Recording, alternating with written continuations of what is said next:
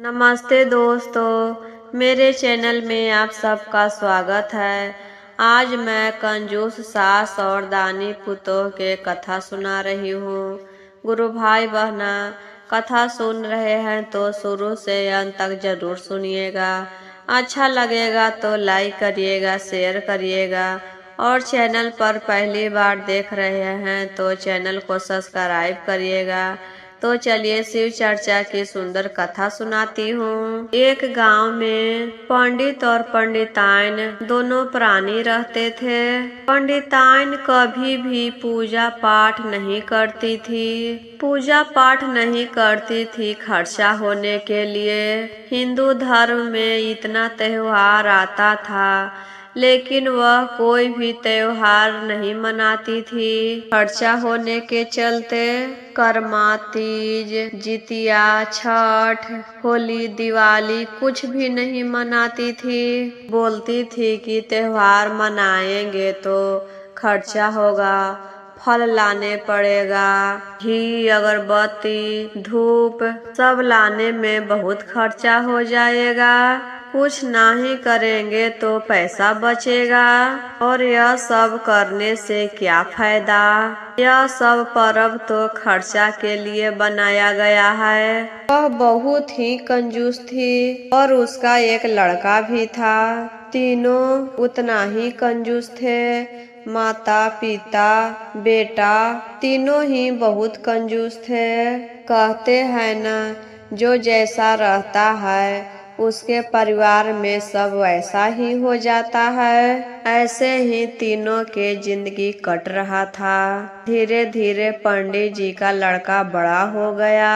पंडित जी अपना लड़का के शादी कर देते हैं। दुल्हन बहुत ही सुंदर, संस्कारी और गुणकारी थी क्योंकि उसके गांव में शिव चर्चा होता था। बचपन से ही वह प्रतिदिन चर्चा में जाती थी। शिव के गुरु बनाई थी। तीनों सूत्र के पालन करती थी। जब शादी करके यहाँ ससुराल आई तो कोई भी त्योहार आता था तो वह मनाने के लिए कहती थी, लेकिन सब लोग उसको डांट के चुप करा देते थे। क्यों त्योहार मनाना है? त्योहार मनाने से क्या होता है? बिना मतलब के पैसा खर्चा होता है।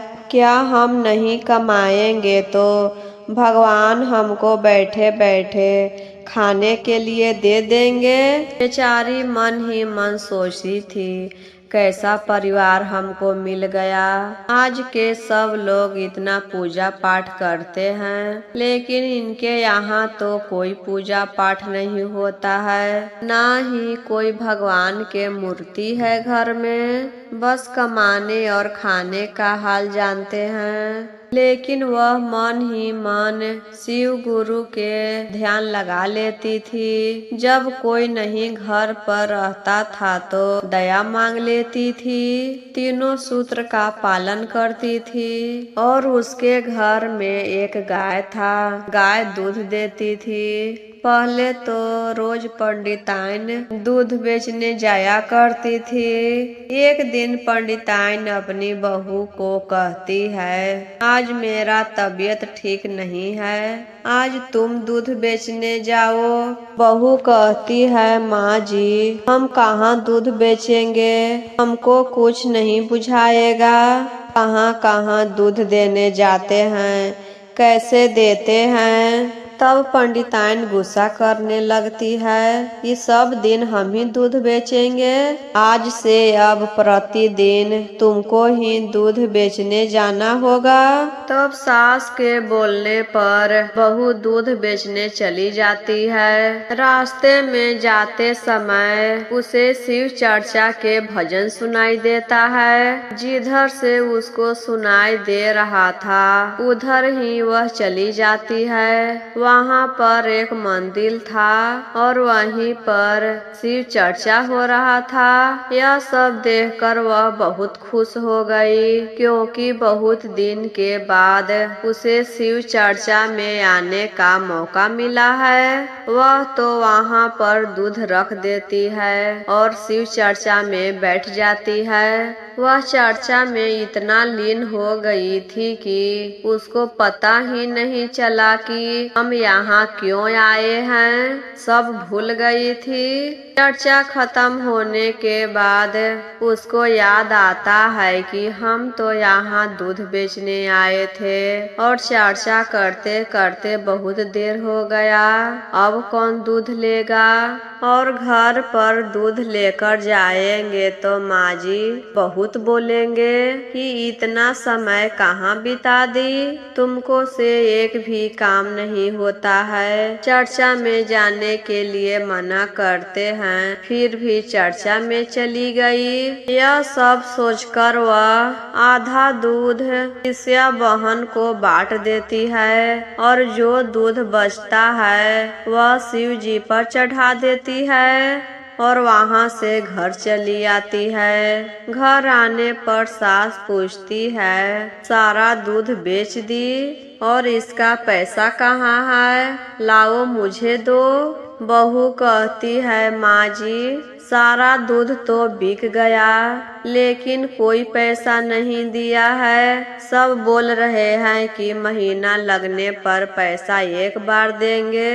तब सास कुछ नहीं बोलती है। अब उस दिन से प्रतिदिन बहू ही दूध बेचने जाती थी। घर से दूध बेचने का बहाना मारकर निकल जाती थी और वहाँ पर चर्चा में चली जाती थी और सारा दूध शिष्या बहन को बांट देती और जो दूध बचता था वह शिव जी पर चढ़ा देती थी। और चर्चा में जो फूल और प्रसाद मिलता था वह घर लाकर बक्सा में रख देती थी। सोचती थी सबके प्रसाद देंगे तो चर्चा में जाने के लिए मना कर देंगे।